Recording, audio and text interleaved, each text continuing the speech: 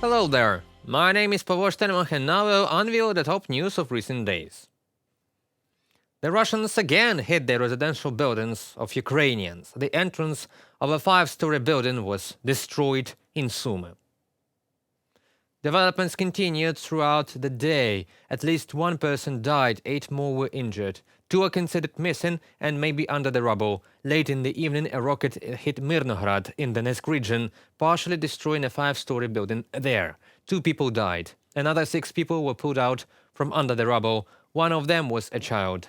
In Kryvyi Rih, the Russians hit 2 high-rise buildings at once, causing fires.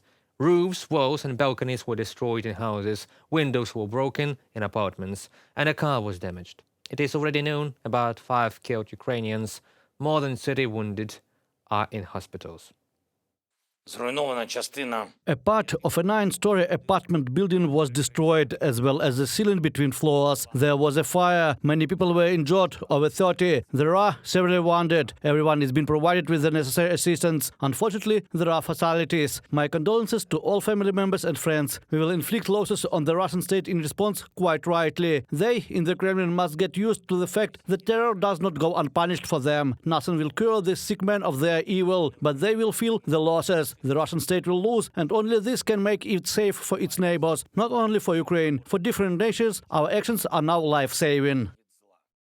And now there is an answer from unknown good drones. As we told yesterday, the decision-making center in Belgorod, the 4th largest oil refinery in Kosovo, were damaged. The night, drones attacked an oil refinery in Ryazan, an air base of the Russian armed forces in Buturlinivka, and an airfield in Voronezh. And by the way, shooting battles in border Russian settlements continue throughout this day.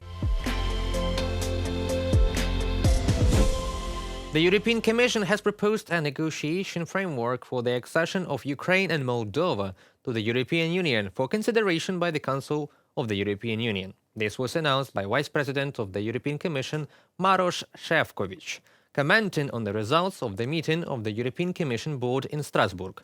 To start the actual negotiations, it is necessary for Ukraine to complete the process of necessary reforms, which, according to the Vice President, the Ukrainian authorities are successfully coping with. So what can I tell you? Our college discussion was covering today was the fact that our Ukrainian partners did enormously a lot under extreme constraints of delivering on this in very difficult war conditions. And there have been, if I recall correctly, still 4 outstanding issues to be covered. All this, I would say, was assessed very positively. This would be presented in the form of the oral report, because that was the decision by the leaders, if I recall correctly, from the last November. And of course, then it would be up to the decision of the Council when to proceed with the next step. Negotiating frameworks for Ukraine and Moldova are based on the experience of previous enlargements and current accession negotiations.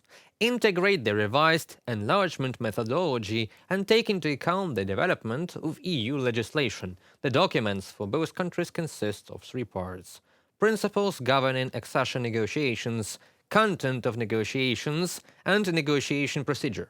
Now the Council of the EU must start an internal discussion of the projects and approve them. After that, the state holding the presidency of the Council will present an agreement common EU position at the first intergovernmental conference with each country, making the formal start of accession negotiations. We are waiting for the approval of the negotiation framework as fast as possible, despite the fact that it may take several months and happen after the elections to the European Parliament in June.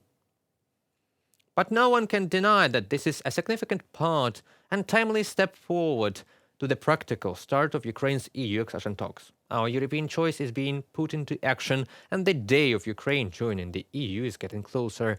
There is no alternative to the European Union growing bigger and stronger, ensuring long-term peace and prosperity for all Europeans. The US is sending military aid to Ukraine despite the fact that the bill is stuck in Congress. In the new package of aid to Ukraine, additional missiles for HIMARS, artillery shells of various calibers, anti-aircraft missiles and anti-tank weapons. Other ammunition, as well as means for technical maintenance, are allocated. This was reported by Pentagon spokesman General Patrick Ryder. This package became the 55th tranche of aid, which is estimated at $300 million, and includes opportunities to support Ukraine's urgent needs in artillery, anti-tank defense, and air defense, said a representative of the U.S. Department of Defense. He noted that the package includes Stinger anti-aircraft missiles, ammunition for HIMARS, 155mm artillery shells, including high-explosive and cluster bombs, as well as 105mm shells. In addition, the new tranche includes 84 anti-tank systems, cartridges for small arms, explosive ammunition for eliminating obstacles, as well as spare parts for equipment and other auxiliary equipment. Також хочу подякувати Сполученим Штатам. I want to thank the United States and all Americans who value freedom for the U.S. defense assistance to Ukraine. I am looking forward to our country receiving the new military aid package. We are making every effort to strengthen Ukraine and Ukrainians while inflicting maximum losses on the occupiers. In addition, Denmark announced the 16th package of military aid to Ukraine for a total of 2.3 billion Danish krones. The new package involves the provision of Caesar artillery systems, self-propelled 120mm mortars, and 155mm ammunition. It seems to me that Russian tactics to weaken support for Ukraine in the world are not working very well, in principle, like everything in Russia. That concludes our today's video. Thank you for watching. Stay updated, comment, like, and subscribe to our UETV English channel for more news from Ukraine. That is, your support is that really matters. Goodbye.